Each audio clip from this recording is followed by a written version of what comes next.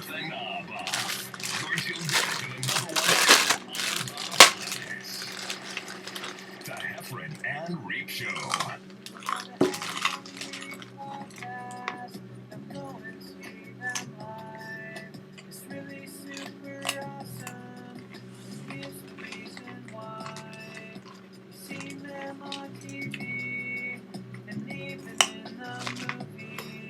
They really are so good. They can even afford this song. Check out the tour dates at Heffron and Reep.com. Hey everybody, it's John Heffron. Hope you're doing well. I'm sitting here and I use one of those red those laser lights, and my dog went crazy. And now the red laser light I've put away, and yet the dogs are still waiting for the red laser light. So I don't know if I permanently scarred my dogs. I don't know if the red light is fun or if it makes them just kind of like crazy, like you want to see it again. Probably like if you were jogging and while you were running and you looked through a window and you saw boobs, then you'd probably run every day hoping you might look through that window and see boobs again. I might have just did that to my dogs. Anyway. John Reep has a great podcast for you today. I wasn't there when he recorded, but he had a great guest who is the voice of the Jay Leno Show. He's also been on a bunch of cartoons, and he's done a lot of cool stuff. I've listened to the podcast. It's super funny. John Reep will introduce Wally Wingert. But before that gets going, let's do some of our dates really quick, shall we? I'm going to be rude. I'm going to start with me. January 24th, 2026. Jesus, Heffron, learn to speak. I'll be at Erie, Pennsylvania at Juniors. Feb 2nd, I'll be at Charlotte at the Knights Theater. Feb 5th, I am in Lake Norman at the Comedy Zone there in North Carolina. Then the next day, I'll be in Augusta, Georgia. Then February 14th through the 17th, if I read my handwriting correctly, I will be at the Toledo Funny Bone. Then Feb 25th through 3 days later, I will be in Washington, D.C. at the Improv. And then I end February at the Pittsburgh Improv. And right now, I'll tell you where Mr. Reep is at.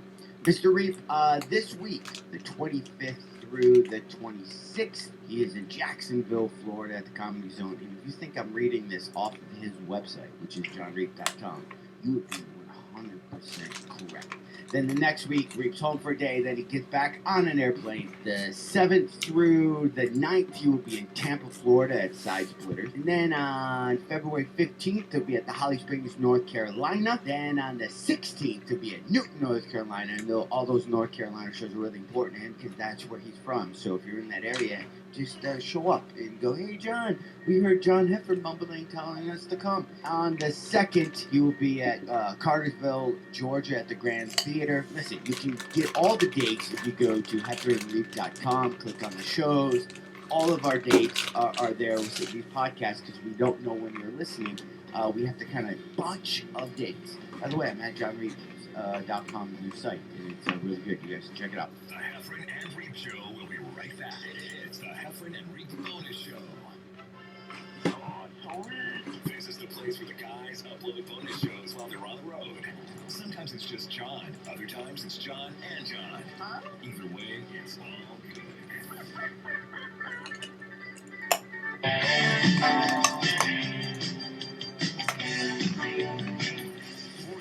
What was I saying? Oh, yeah, let me just start over. Yes, thank you for listening to another awesome episode of the Heffron and Reep Show. I'm 50% of the Heffron and Reep Show. I'm the John Reep part. We're going without Heffron on this one. This is a bonus show, so sorry, ladies, no Heffron on this one. I'm all by myself. John solo, as I like to say. And actually, I'm not solo. I take that back. I have a guest, and actually, he's my neighbor. Lives about 6 doors down. Hello, neighbor. And here he is, ladies and gentlemen. Please welcome Mr. Wally Wingert. How's it going, Wally? Hello, how are you, John? Nice to have you here in Planet Wallywood. Please enjoy yourself, make yourself at home, and enjoy the large couch. I have snacks, candy, water, soda, anything you might desire. We have several canisters down below the sofa here. Yes, I noticed. Chocolate This nation. place is, I've been here before, but it's been a while. Yes. I love your place. Oh, thanks. This is it's not just a condo, it is a museum of awesomeness. I mean, I'm looking at Spider-Man, Elvis, Michael Myers, Beetlejuice, Andy Kaufman's character from, what movie was that one right Heart there? beeps. Heartbeats, that's Yeah. right.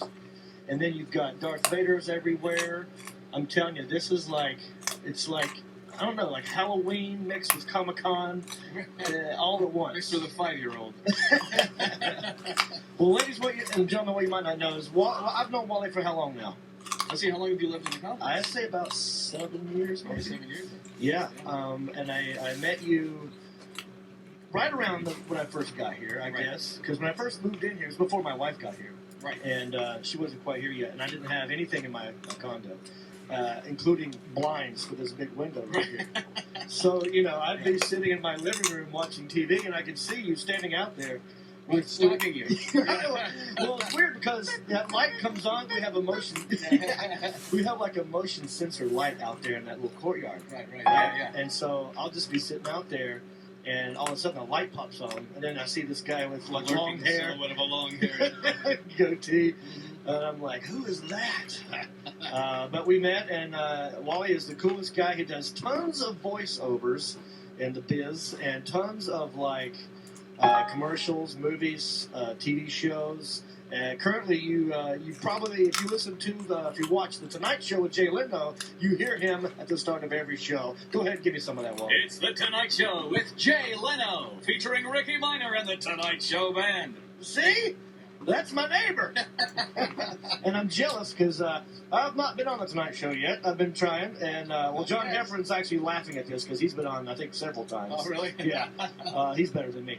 And, Just have him pull a favor for you. Have him, talk to the powers that be. well, but see, this guy right here, he's every day he gets to go to the Tonight Show. That's great. And it's not that far from here, right? It's like right down the road. NBC's only about 4 or 5 miles from our house. So what are your hours? What time do you go there? And My regular hours are 3:30. We tape at 4. I have to be there half an hour before to run through the intro and the graphics and kind of get the timing of how the words come up. We run it through once, maybe twice if I'm sucking pretty badly that day, and then we do it live to tape at 4 o'clock. The Gotcha. audience is there, Jay's ready to go on, the band's playing, and I do the intro live. Nice. Live, which is awesome. Nothing like live, quote unquote, live Right. television to hear that 5, 4, 3, 2, 1 countdown. And in you're the your head. first thing. First thing, the first thing you hear, yeah. Well, actually, the first thing Maybe you the hear music. is the drum. Right. It goes, and then, I love it. Yeah. but it's I'm the first voice you hear. And I'm also on call. I have a studio here at home. I can email stuff in. The writers will write bits for the monologue or fake commercials, fake newscasts. Right. I've done everything from the voice of Yogi Bear to Scooby-Doo to fake newscasters to lip-syncing women screaming. It's bizarre. Yes. Talking dogs. You just never know what those nutty writers are going to come up with because they're insanely creative. So what they will either do is have me record it here at home in my home studio, email it to them, and they can plug it in. It'll be on the show that night. Or I have to actually go down there to do ADR, which is called Additional Dialogue Recording. Right. I just So- did some of that the other day. Oh, you did? For your Yes. film? Yeah. I actually broke a chair. I went in there and had to wait for a little while. So they had like a little waiting room. This is at Warner Brothers. Yeah. And I'm just sitting in this chair. It's one of those chairs that have a low back, and it's perfect for popping your back. Mm-hmm. So I was like, oh, cool. So I just sat in this chair. I was there 5 seconds, and I leaned back to pop my back. I broke it, fell through it, Great. and scratched the crap out of my sides. I'm not going to have you sit on any chairs around here. So. Yeah, but I did the ADR. For a long time, I didn't even know what that stood for. I'm glad you cleared that up. Yeah. Additional dialogue replacement? Yeah, Or recording. recording, okay. It stands for. I've heard it stand for a couple, like 2 or 3 different things. But Right. I think additional dialogue recording is the basic gist of what it is. Yeah. Basically, what it is if you want to remove the audio of some piece of video, you have to do ADR, have the person come in. For example, if you're working on a set as an on-camera actor, like you do, I don't do on-camera, but you are on a set, and for example, a siren. You're on location. Right. And a siren happens to go by. Yeah. But they don't want to ruin the take. They got a really good take. Right. So, pay no Hey, attention to your Roxy. dog here. My dog Roxy.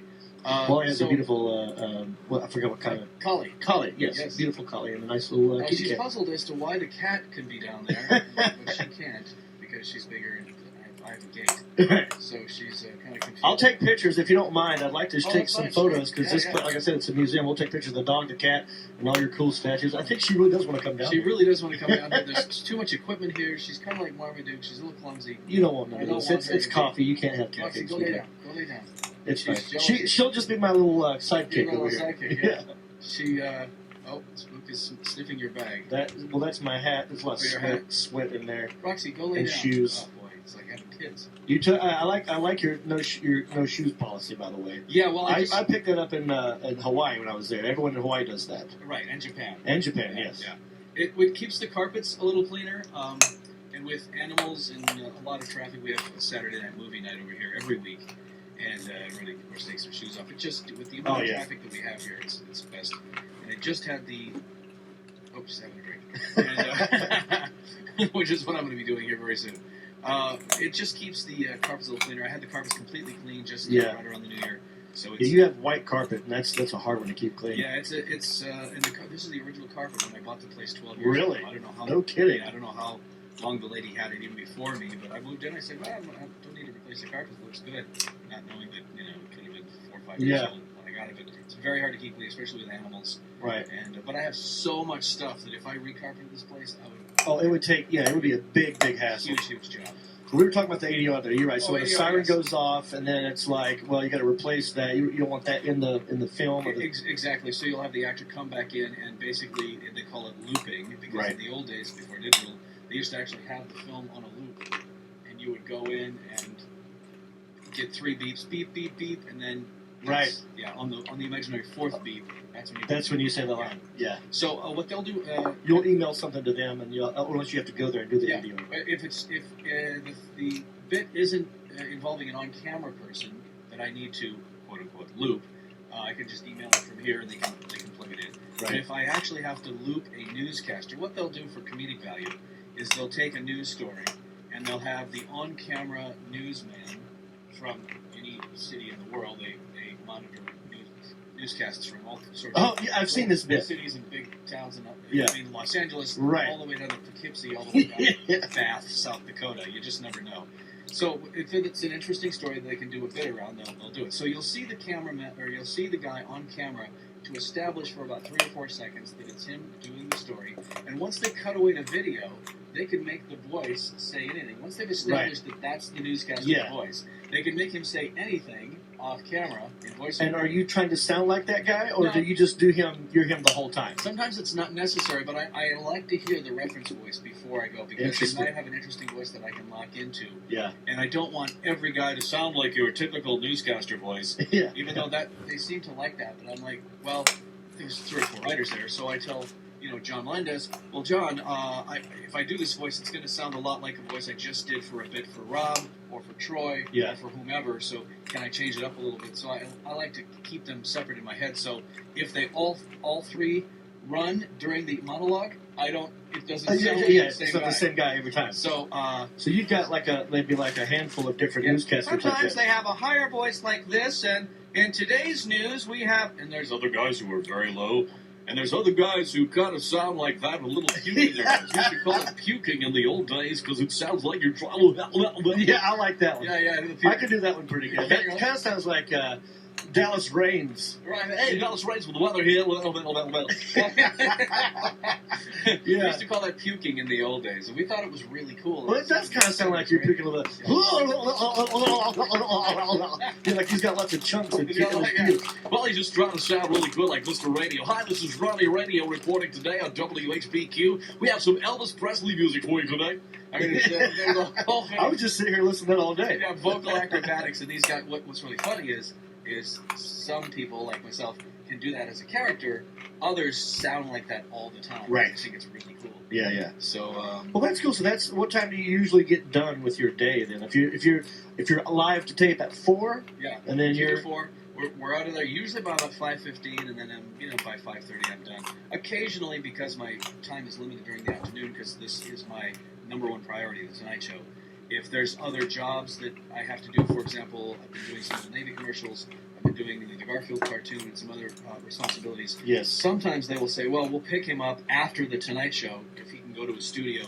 And normally a studio called Mai Tai in Burbank, right across the street from NBC and down Olive a little ways, is really good, and they'll let me come in at about 5:30. We work till about 6:30 or 7, but that's pretty rare. Right. But normally I try to pick up stuff earlier in the day. Okay. Where if we start at 9 or 10 o'clock in the morning, I'm not really a morning person. Hey, me either. Join the crowd, buddy. Yeah, but I'll be out at like 1 o'clock, and that'll give me a couple hours to maybe do something for the Tonight Show, and then be on the set by 3:30.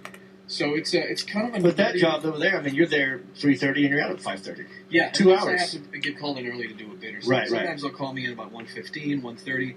They do a rehearsal with Jay. He'll look at all the bits for the day and pick which ones are going to be on, which ones that didn't make the cut.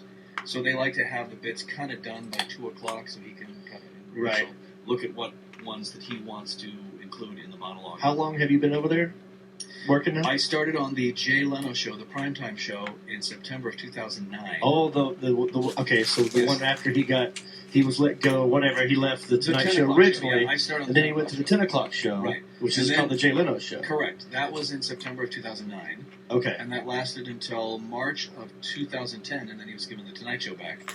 And they just kept everything virtually the same. They scaled back a few things. Yeah. But they said, no, we'll just keep the voiceover guy as the announcer, and we won't. So for 3 years now, it's been sort of a main gig for you. Yeah, it'll be 3 years on the Tonight Show.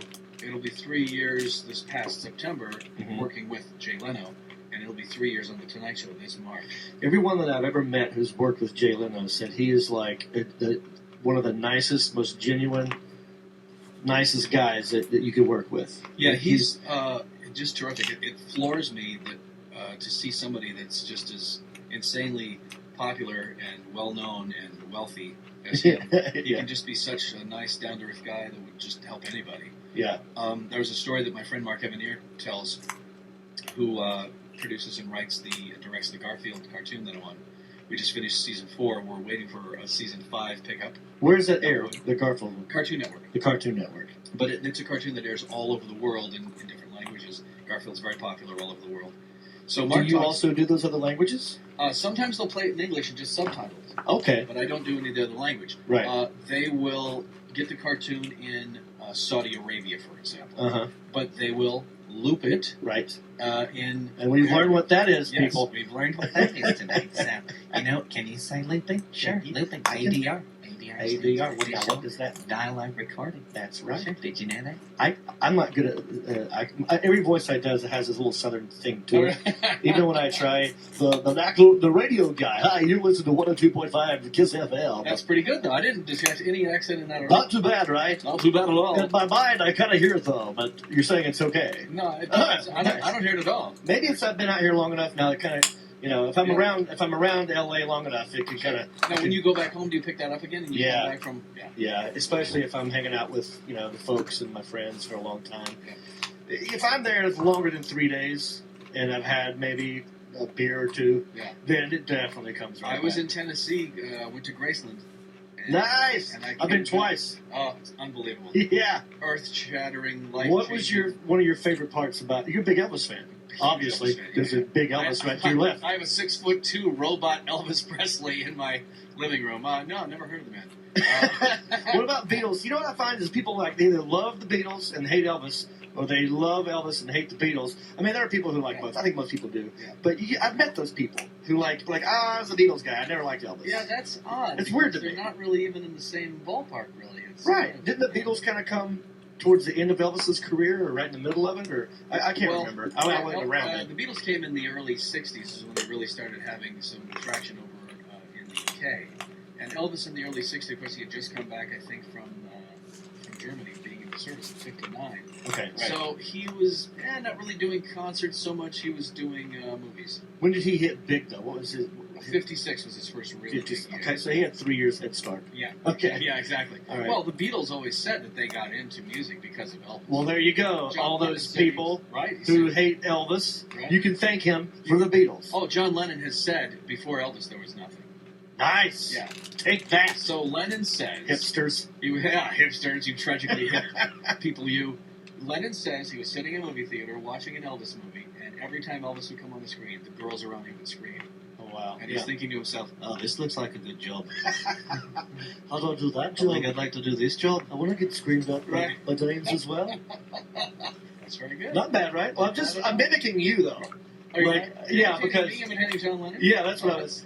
I Uh-oh. imagine they all kind of go like this. The bad imitation police Oh, that's are right. overhead. We have a we have a helicopter that roams because Studio City is safe. Right. We have a helicopter police that fly over. And do you know why they fly over this area? Yeah, because one of our neighbors, it's his Her mom. son. Yeah, her son. Right. One of them. Yes. So I like that and I don't like that. Yeah, I like it. I like it mostly. Yeah, I like it that it keeps the riffraff away. Yeah, Because yeah. if we have regular flyovers. Random chicks. Yeah, random. Yeah. It's kind of scary though because I was out in the courtyard once by myself with the dog, and all of a sudden I heard the helicopter, and boom, the light hit. Oh, really? Yeah. On you? Well, in the courtyard, and it was Oh. like looking. I was like, "Whoa!" Like I was nervous. Like Were you in look the spotlight? No, I didn't actually make it in because I kind of like looked up and kind of went back inside. But it looked like they were looking for someone. But he could have been just checking. He on might his have been mom. looking for his mom because Yeah. she's out with the dog quite a bit. So Right. He might have seen a figure down there. Yeah, that's like a little extra security. And you have a very svelte, girlish figure, so he might have That's mistaken you for Right. So, anyway, Mark Emmett was talking about Jay. And he said he was in Las Vegas. Right. And it was about 115 out, and a guy's cab decides to die and starts smoldering in the desert heat. So Mark and a couple of the guys run out there, and they pop open the hood. And one of the guys says, "Yeah, you need part number 4692A, so call your dispatch and have them send that over, and I'll put it in for you." Wow. And Mark looks closer, and it's Jay Leno. That's And Mark's hilarious. thinking, "Isn't that Jay Leno?" And he looks up at the marquee, and it says, "Tonight only, Jay Leno." So he's in Vegas. What are the he's out odds? there. What are the odds? So what a garage. Big car guy, Big obviously. car guy. He's got a whole Big car garage. guy. I've been to his garage. It's Oh, not- you have? It's not a garage. No, it's calling more- it a garage is It's like a blimp hangar or something. it's several airplane hangars, and it's unbelievable. It's really like a car museum. Yeah. You can eat off the floors. Super clean.